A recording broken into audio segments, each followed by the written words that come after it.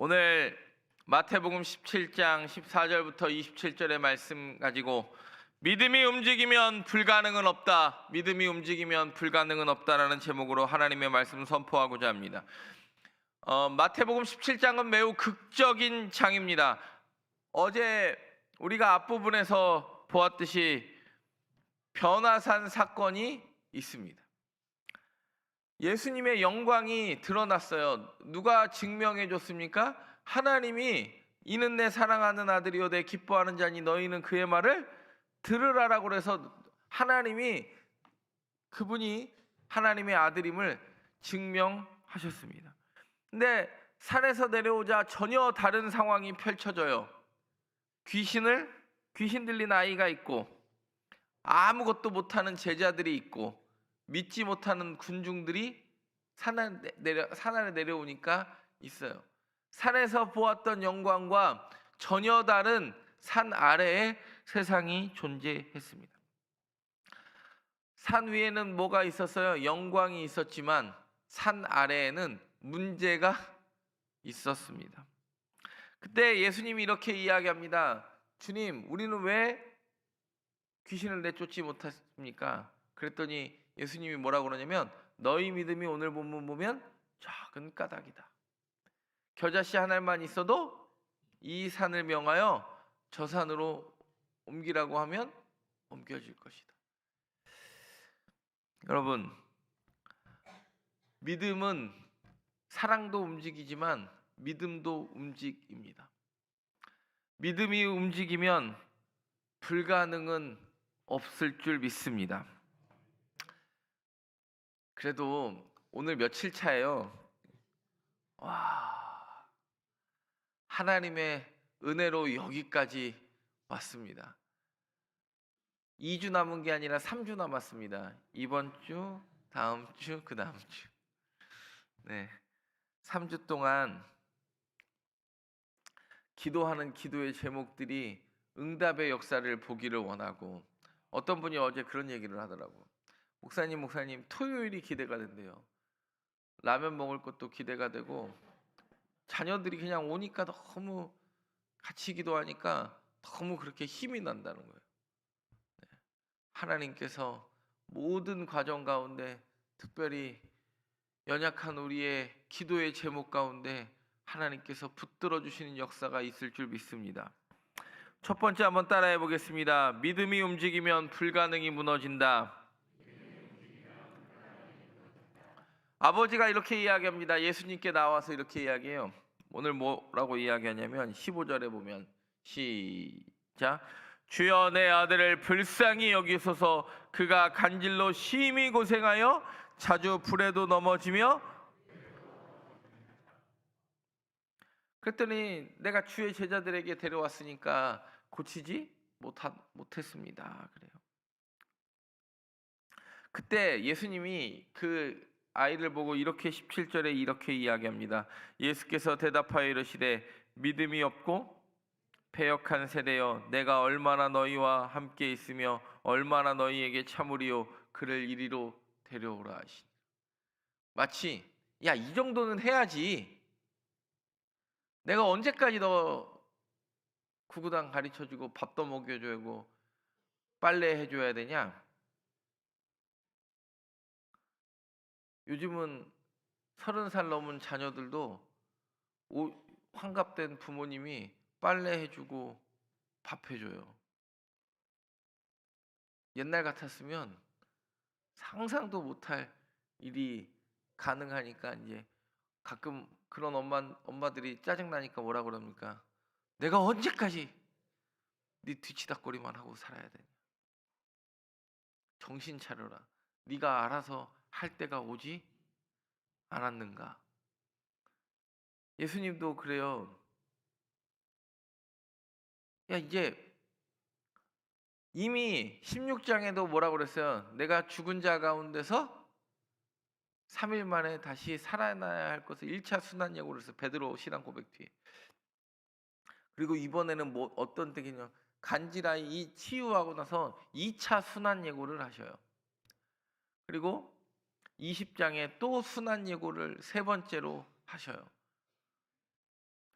여러분, 불에 넘어지고 물에 넘어지고, 이걸 마가복음 교재 15페이지 보면 마가복음 9장 21절부터 25절 쭉 보면 엄청나게 이야기합니다. 불과 물에 자주 던졌고 할 수 있거든이 무슨 일이냐?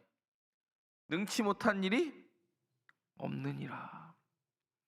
여러분, 자해를 유도 악한 영이 끊임없이 뭐 했냐면 자해를 유도해요. 자해를.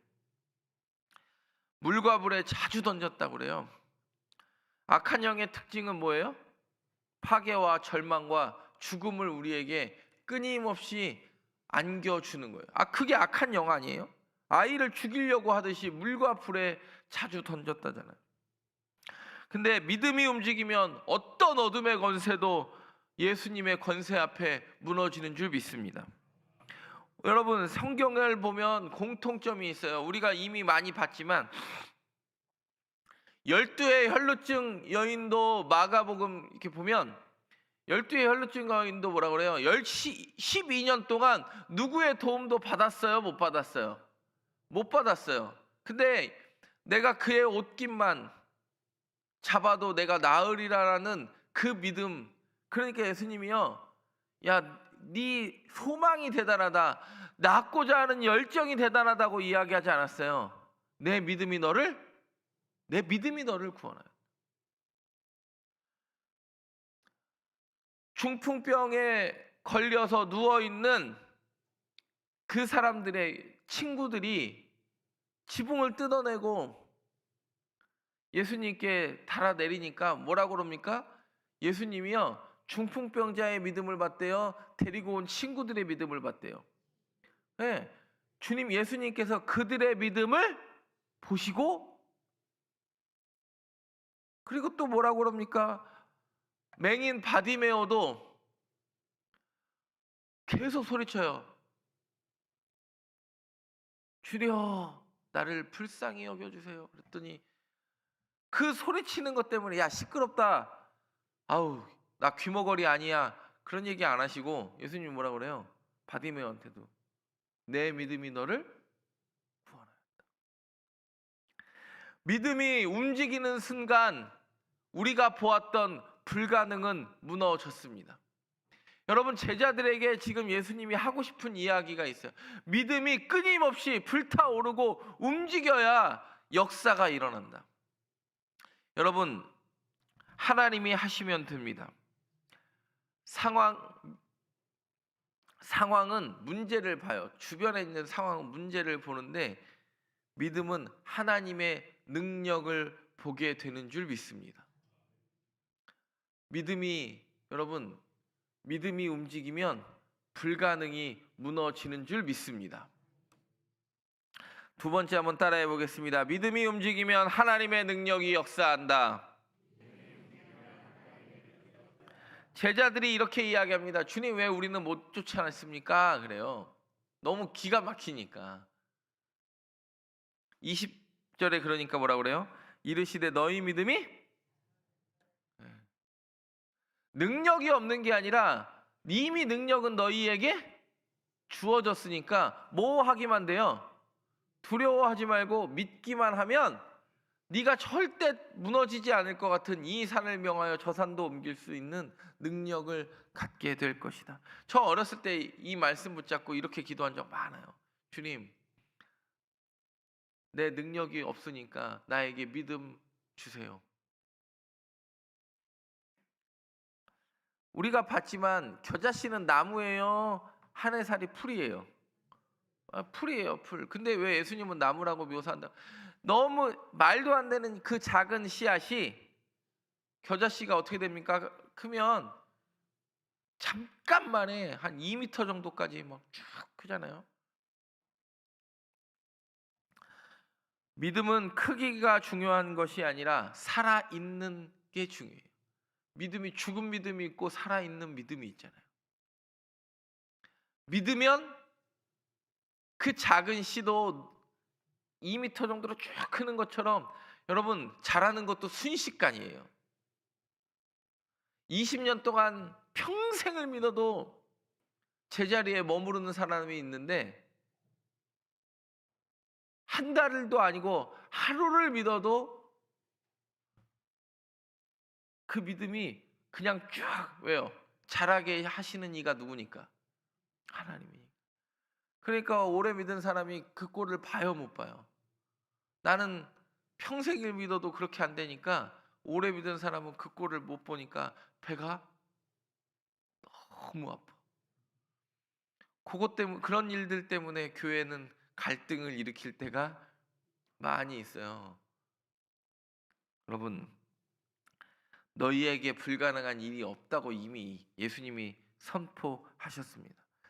우리가 믿음이 없어서 문제가 아니라 믿음이 움직이지 않아서 문제예요. 산에 있던 그 영광을 보았던 믿음이 산 아래로도 내려가야 믿음은 역사하는 줄 믿습니다. 믿음은 움직이는 거예요. 교회에서의 믿음과 세상에서의 믿음이 다르니까 문제가 되지 않습니까?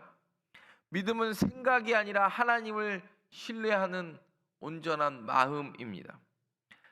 다윗과 골리앗도 보면 다윗은요, 뭘 봐요?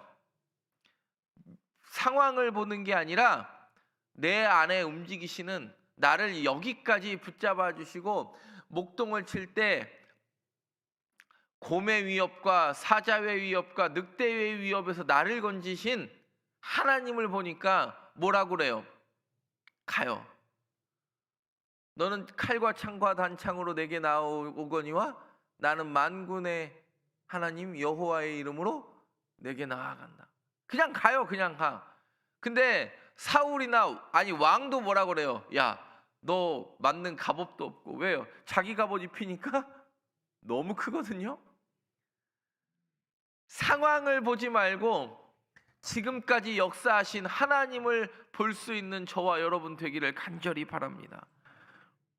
모세도요, 도무지 믿지 않을 것 같은 홍해 보세요, 홍해. 하나님이 야, 물 퍼내라 그러지 않았어요. 왜요? 사람이 퍼낼 수 있는 물의 양이 아니잖아요. 그때 모세한테 뭐라 그러냐면 내가 내 손에 있는 지팡이를 바다 위로 내밀라 그래요. 그랬더니 갑자기 동풍이 불어서 하룻밤 사이에 그물을 하나님이 말려버리시죠. 여리고성도 마찬가지예요. 열세 바퀴 도는 동안 얼마나 수많은 생각을 들게 했겠어요. 여러분, 40일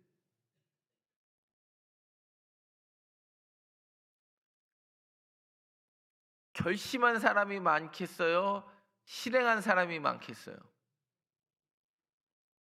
아니, 목사가 잔소리하면 결심이라도 한번 하는 신용이라도 했을 거 아니에요. 근데 중요한 사실 하나는 하나님은 결심의 문제가 아니라 마음이 움직이는 사람을 통하여 하나님의 능력이 역사하더라. 야야야.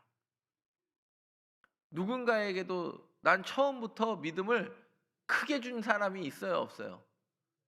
다 겨자씨만하게 줬어요.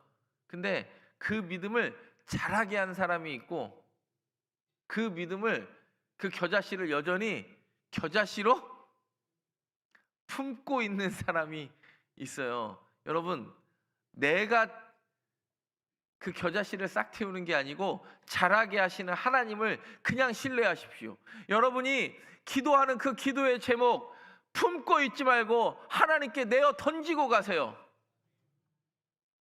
문 열고도 또 가서 기도하지 말고 하나님 내어놓고 맡기시고,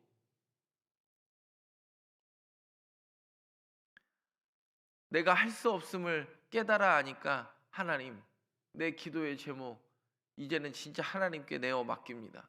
사람의 할 수 있는 영역을 벗어났습니다. 하나님이 손대시지 않으시면 하나님의 능력 없이는 아무것도 할 수 없는 연약한 존재임이 내가 깨달아졌으니 자라게 하시고 열매 맺게 하시는 분이 하나님일 줄 믿으니까 내가 이 문 열고 나가기 전에 하나님의 놀라운 역사를 보기를 원합니다.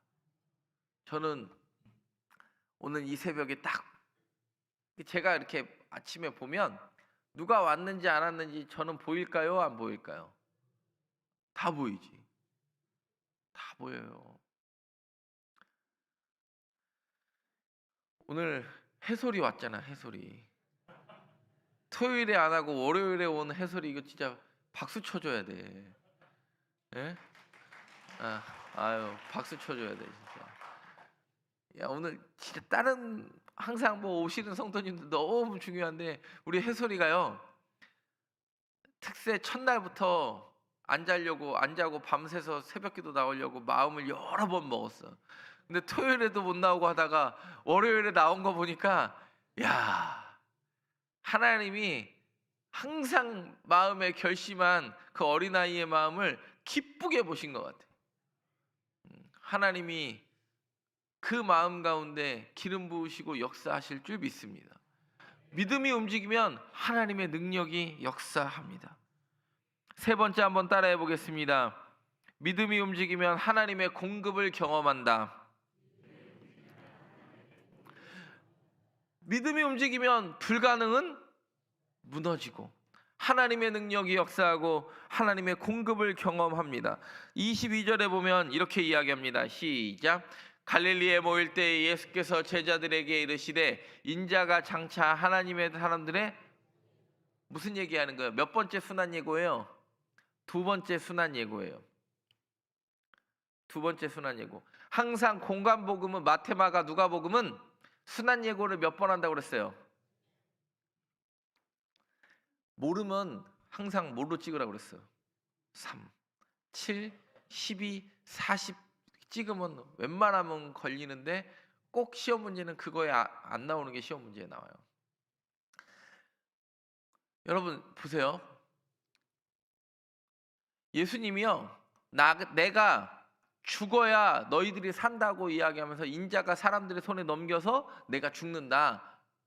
그랬더니 사람들이 이거 무슨 소리야? 이렇게 능력이 많은 사람이 왜 죽어야 되지? 이해가 돼요, 안 돼요? 아니 이렇게 능력이 많고 내가 그렇게 쫓으려고 했던 귀신도 쫓아내지 못했는데 누가 쫓아냈어요? 예수님이 와서 쫓아내니까 사람들이 도무지 이해가 안 되는. 왜요? 베드로, 야고보, 요한은 더 이해가 안 돼. 내가 좀 전에 높은 산에 올라가서 하나님이 이는 내 사랑하는 아들이라고 증명했는데 아니 왜 자꾸 죽는다고 그러지? 왜 자꾸 사람들의 손에 넘겨져서 팔린다고 하지? 이해가 안 돼요.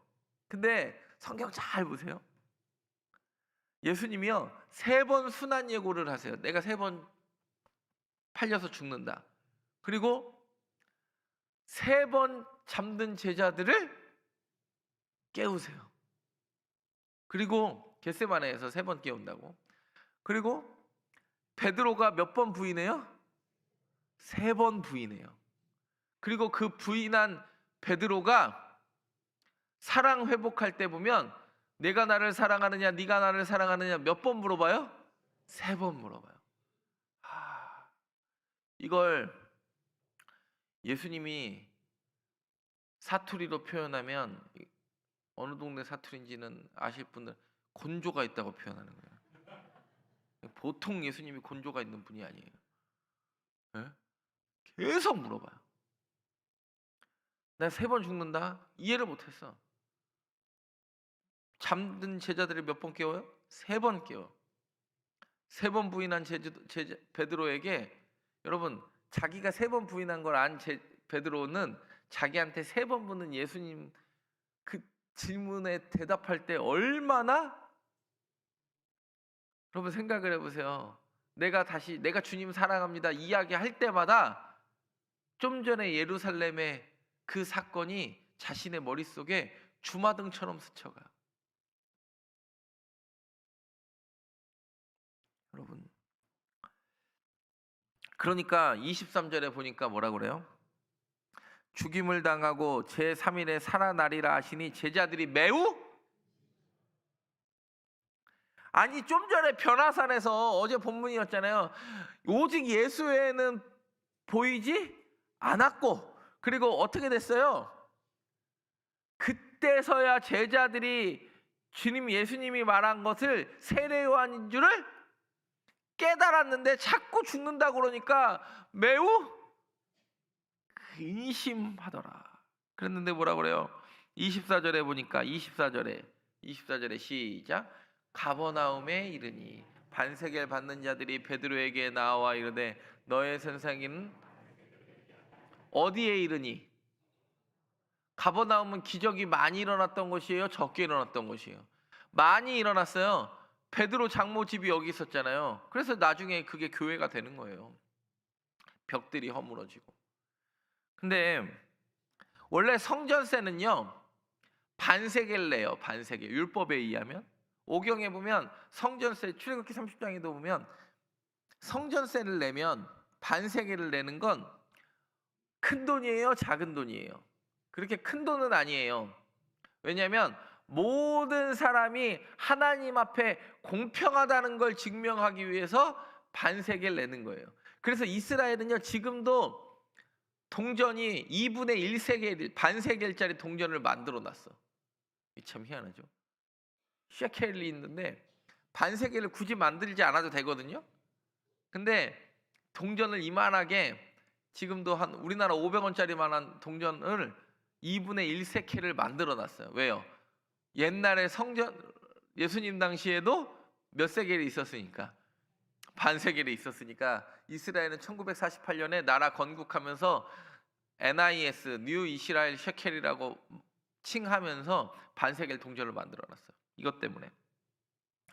근데 이 반세겔이 특징이 있어요. 모든 사람이 하나님 앞에 공평하고 성전의 보수를 위하여 이걸 이제 쓰게 만들어 놓은 게 반세겔의 제도예요. 근데 오늘 참 재밌는 게 보면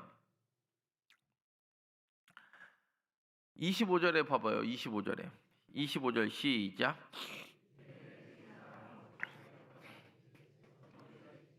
시몬아, 내 생각은 어떠하냐? 세상 임금들이 누구에게 관세와 국세를 받느냐? 자기 아들에게냐? 타인에게냐? 세례 요한의 제자들이 근데 왜 너희 선생은 성전세 안 내?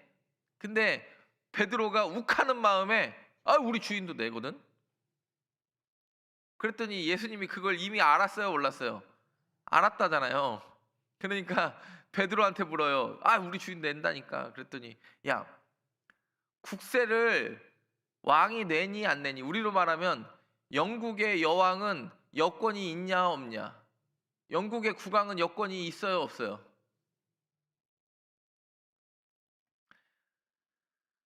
영국의 국왕은 옛날에 엘리자베스 여왕도 그렇고 지금의 찰스 국왕도 그렇고 여권이 없어요. 영국은 여전히 공식적으로는 왕정 국가인데 발행인이 누구예요?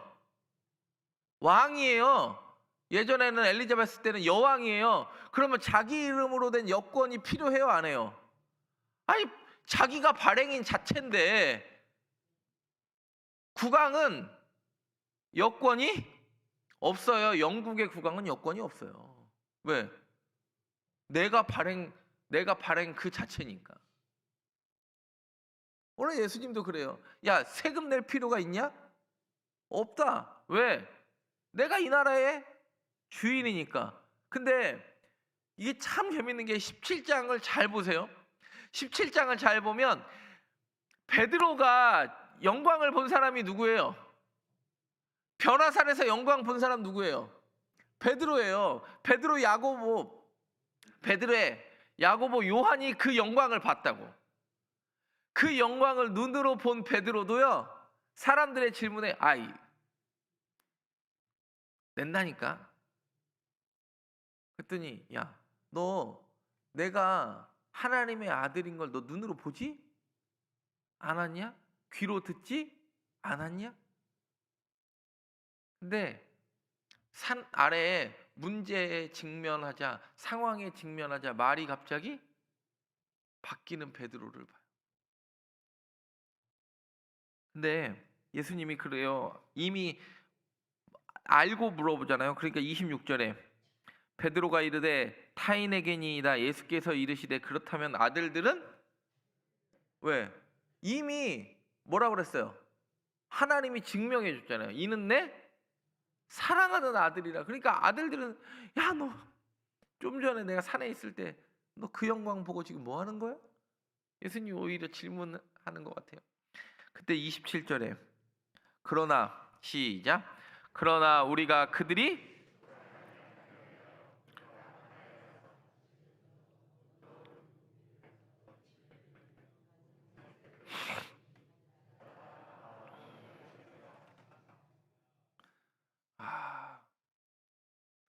뭐하지 않기 위하여, 그들이 실족하지 않기 위하여. 근데 중요한 건 실제로는 누가 진짜 실족하지 않은 거예요? 베드로가 실족하지 않아요.